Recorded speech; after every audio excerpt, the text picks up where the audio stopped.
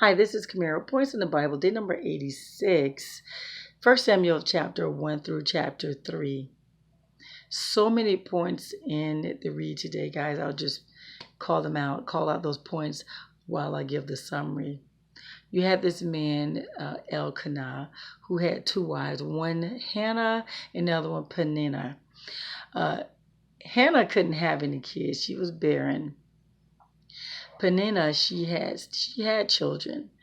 And back in those days, when a woman could not have children, she would be ostracized. She would be ridiculed because it was honorable to have children, especially male children. But the thing is, God was merciful. He allowed Hannah to be loved by her husband. She was a favorite.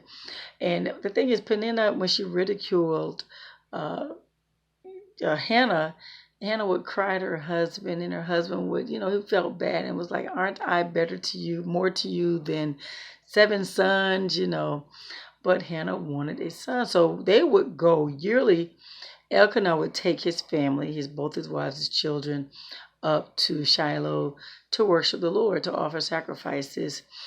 Hannah, she gets up and she goes and she prays earnestly to the Lord. "Lord, if you just give me a son, I will give my son back to you." Now, when she did her prayer, she said it with no words, just her mouth moving, her eyes closed, her mouth moving.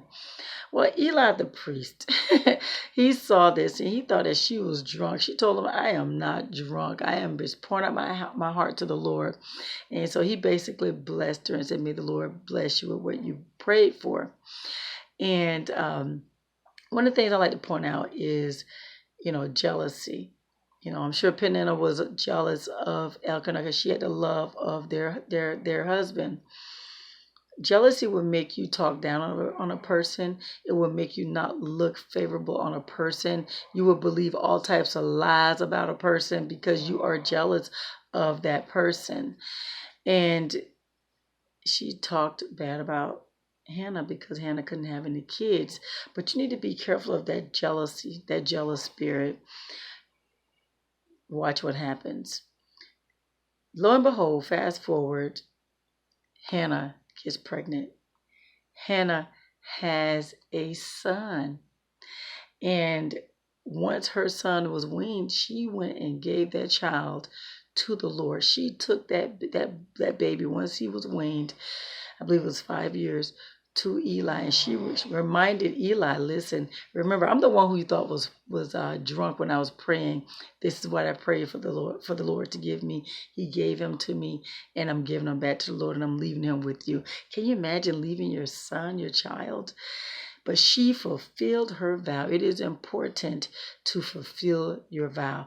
So back to what I was saying about Peninnah being jealous. Just imagine how jealous she was now, because Hannah is now, not only does she have the love of the husband, but the Lord blessed her with children. So the Lord don't like ugly. He doesn't like when we talk about people. And yes, he allowed Hannah to have even more kids after that. Isn't that something? So it's important also, guys, that we keep our vows. It was hard, but she did it. So this is the thing. After that, Hannah prayed. She gave God a praise report of what he had done. So there's a prayer there that you can read about Hannah, how God had blessed her. And then fast forward, now Eli. Eli had two sons. He's the priest. He's the high priest. A man of God came to Eli and approached him. Let him know that God was not pleased with him. How he allowed his sons to mistreat people and allowed them to stay in position. God also came to address Samuel, who was a child. He was grown up in the Lord. He was raised as one of God's own. God approached Samuel as well. And the thing is, Samuel served the Lord, but Samuel didn't really know the Lord. And that's where a lot of us are. We serve the Lord, but we don't know the Lord. But the Lord approached him. And he actually called out to Samuel a couple of times. And Samuel would think that was Eli and went to Eli and said, "Here I am." And Eventually, Eli was like, that was the Lord. Answer him when he calls out to you. And the Lord tells Samuel what he's going to do. He was going to end Eli's line. Yeah.